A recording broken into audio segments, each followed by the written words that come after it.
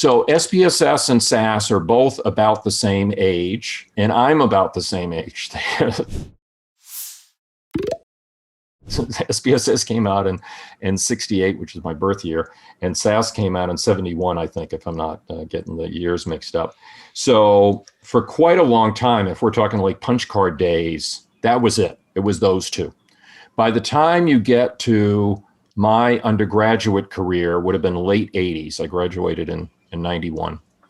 If you're talking then, you've got SPSS, SAS, Math Lab, Minitab, and a few others all coexisting. R wasn't quite a thing yet, okay? So you asked me about the transition from SPSS. Well, you know, I've written a bunch of SPSS books. In fact, I've got a stack of SPSS books over here. I've written 4 of them are mine because somebody was just interviewing me about the books. And some of them are actually fairly recent, you know, so I still think of myself as part of the SPSS community. But the trick with SPSS, you're going to remember there's 2 versions of SPSS. There's what people used to call SPSS is now called SPSS Statistics.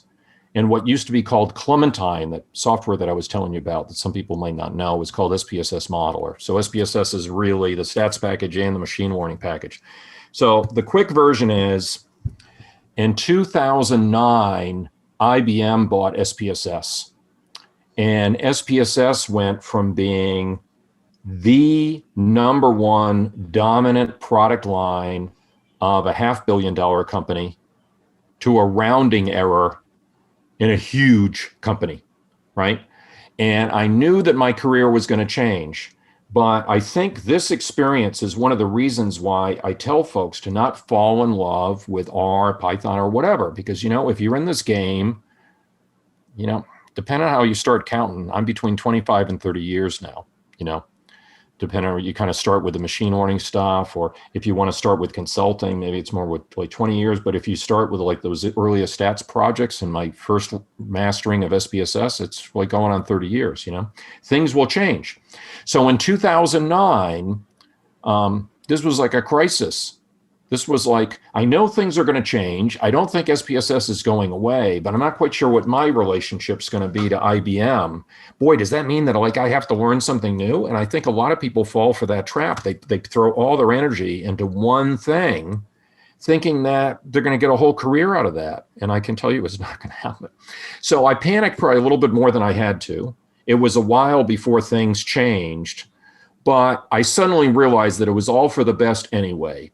I had been knocked out of my complacency a little bit, and it was about time at that stage in my career that I start working with analytics leadership and not obsessing over the tools anyway. So the IBM acquisition of SPSS kind of shook up my life a little bit. But again, at the time I was thinking, wow, you know, I've got tens of thousands of hours in SPSS statistics and SPSS modeler. What would I ever do if that wasn't my career anymore? You know, it was like a panic. And looking back, it was all very silly, you know?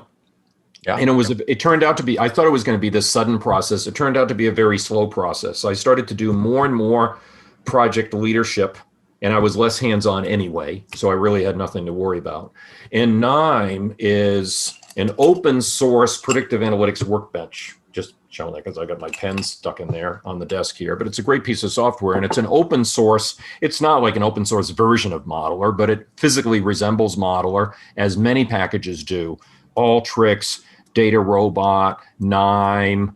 There's a bunch of them that actually think that's a great way when someone's starting out to play around with software like that, because it's less of a barrier to entry, and it gets you working on, you know, actual models and actual concepts quicker. And then when you've got your sea legs, then I think you would agree at this point, Python is the way to go and not, you know, and not R. But 5 years ago, there was a big debate over R and Python. But that's the quick story on that. So it caused this brief panic, but looking back, it was all very silly. I should have been working in 3, 4, 5 different tools concurrently anyway. That's the way everybody should be.